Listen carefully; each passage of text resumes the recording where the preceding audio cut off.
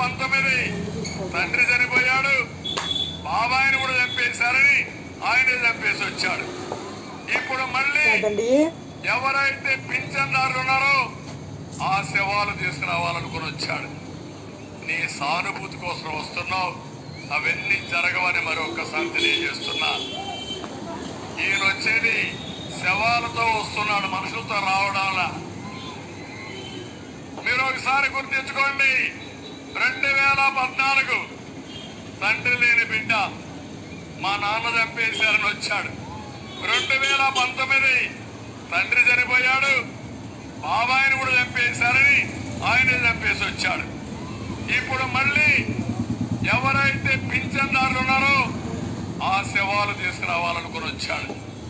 నీ సానుభూతి కోసం వస్తున్నావు, అవన్నీ జరగవని మరొకసారి తెలియజేస్తున్నా.